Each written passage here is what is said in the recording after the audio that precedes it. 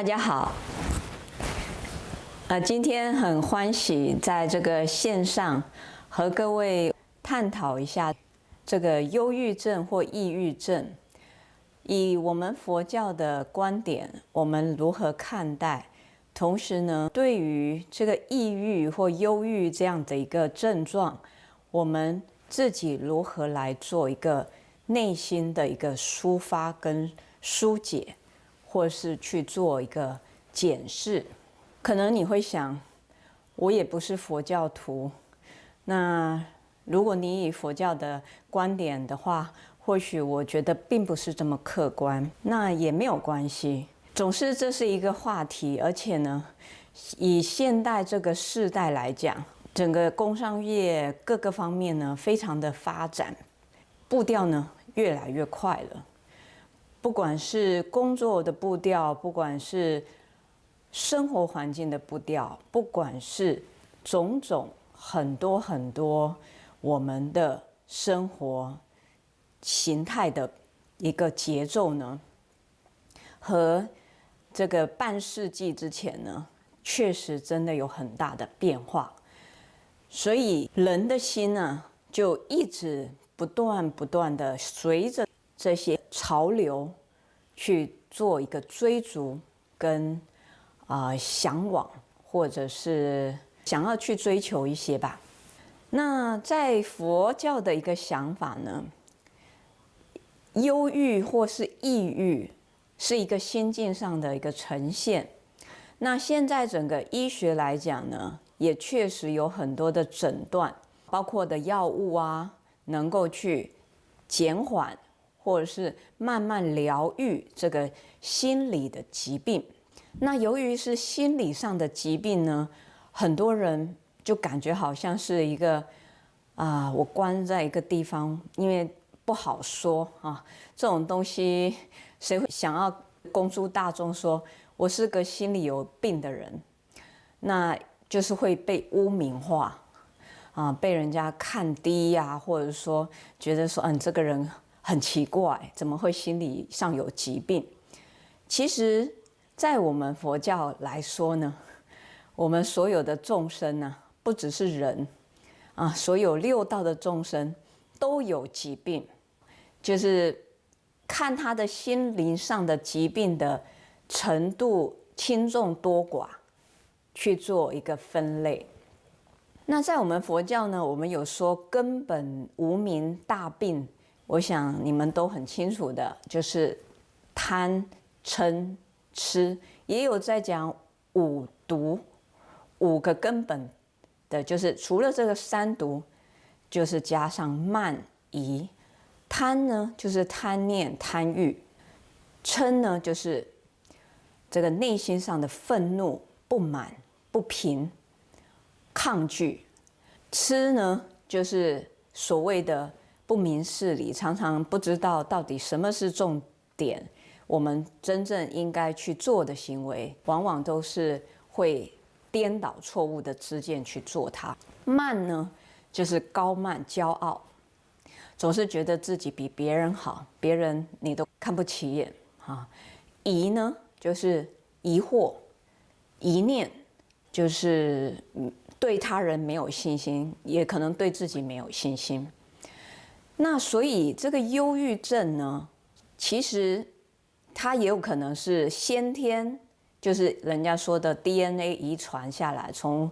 可能是自己家族上的遗传，这也是有可能性。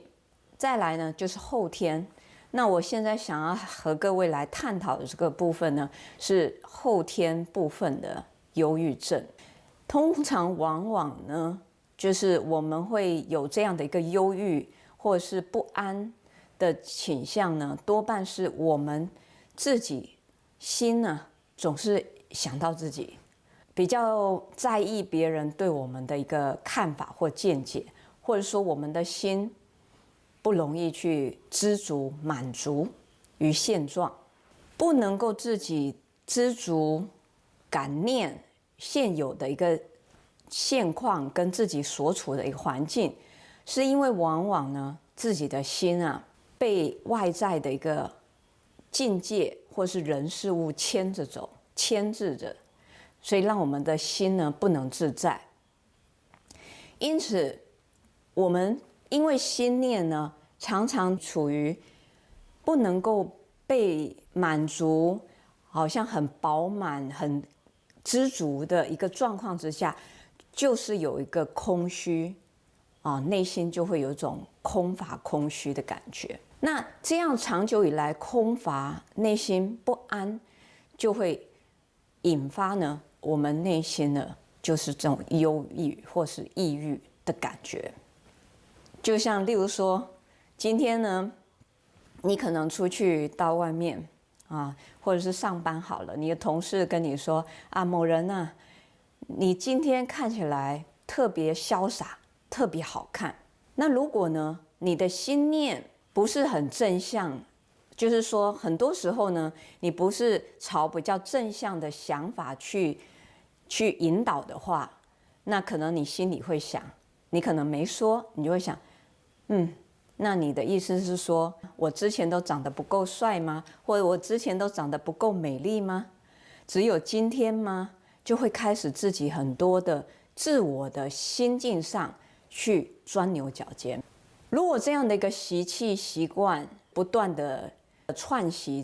的意思就是一个习惯一直不断的重复，已经大到那个力量呢自己无法去调试的时候呢，那就是真的会引发所谓的重度的忧郁或是抑郁。那时候呢，我们就是要去寻求专业的医疗或是医师给予我们这种药物来做这个部分症状的减缓。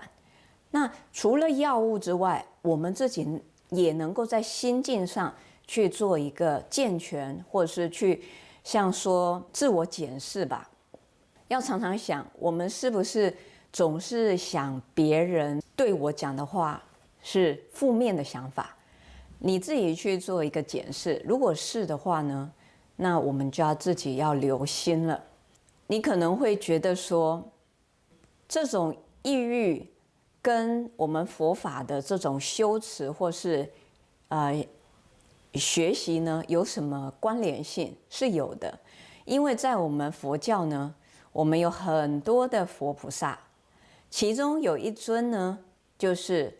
药师琉璃光如来，在我们佛教又称为大医王。为什么这一尊佛就是药师佛这么样的殊胜？那是因为这一尊佛在过去生中呢，曾经有发了很多的心愿，希望帮助所有在身心病苦上受折磨的人或是众生。那所以呢，药师佛的心咒也很容易能够持诵。如果我们可以能够心静得下来的话，每天给自己一个几分钟的时间，静静的，就是做一个很舒服的环境，然后心呢很平静，在我们的一呼一吸这当中去做一个禅修，或者你可以持诵这个药师佛的心咒。你可以坐在任何一个环境，只要没有任何人打扰你的时候，你可以坐在那儿，然后就持诵着 Deyata Om Bekanje Bekanje Maha Bekanje Raja Samogade Soha， 就是不断的去意念药师佛的慈悲啊，他的这种无量的这种加持呢，灌注在我们的身心。当然，我们也要想到说，在佛法来讲，我们都说是因果关系啊。或许呢，在每个人的一个生活或成长的环境背景，有很多是存在着我们过去生中所带来的一个不好的印记，说是不好的一个记忆。因此呢，可能你对这一个印记呢的记忆特别的深刻的时候，如果有一个因缘和触发的时候呢，或许在这个部分就会激发起这个负面的想法或是负面的情绪。那如果我们不能够自己去做一个调整、调服这个心绪的话呢，就很容易会朝向这个抑郁或忧郁这样的一个方向。那所以持咒是一个很好的方法。禅修，你只要在一个很安静的环境，自己盘腿坐在那里，专注自己一呼一吸的气息。你也同时可以去观想，在世界上有很多比我们在身心受到这些痛苦的人还要更多。有人他是癌症，他长期呢卧榻在病床上，必须要吃很多的药，去做很多的化疗，那个身体啊是受到无量无边的这个折磨，是非常的痛苦的。你也同时可以去想，在世界上也有很多就是六根不具，就是我们所谓的就是在身障的障碍，眼盲或者是手脚残缺，这些人他们也受到很多的这个心灵上或身体上的一些痛苦。所以当我们能够这样子一个自我交换的心境去想，将他人的痛苦自己也放在内心去思索去想的话，我们可能就不会对于我们自己的现状那么样的不满，同时呢这么样的负面了。我们就能够慢慢的呢，就像是关在一个黑色的屋子里面，所有的窗帘窗户都关起来，当然阳光是没办法照射进来的。我们应该首先呢，先把我们的心门打开，因为这个抑郁忧郁啊就是一个心病嘛。那这个心病还得要我们自己的心要去医。那我现在给予大家一个就是建议呢，就是以佛法的这种方法来治疗这样一个轻度的抑郁或忧郁。那还有呢，就是我们必须要心生悔意。为什么呢？在我们佛教来讲，我们过去生所造所做的都是一种业，这个业当中呢，就是有恶业、不善业。那或许呢，在过去生中，我们伤害了有情众生，我们对他有一种压迫或者是牵制，因此呢，我们在这一生世的这个心境上，就会相对的有这种叫做反射吧，就因果的这种循环的反射，就会跟别人比起来就更为强烈。所以，如果我们能够呢，心里常常有这种悔意、忏悔，就是觉得说我在过去或是现世有在无意当中或有意当中呢，对了很多的人或是很多的众生做了这样的种种的不善行，这样的一个心呢，会让我们不会这么高慢啊，就会比较谦下去关心别人，会比较能够心门开放去跟别人分享，或者去体会他人的苦。所以这有很多不同的这个方式或方法，我们都可以去做一个修持或是练习。那我希望呢，在今天这个短短的时间呢，和各位来这个部分做一个探讨，那也希望能够带给各位或多或少的利益。那也希望我们很快能下次见，谢谢。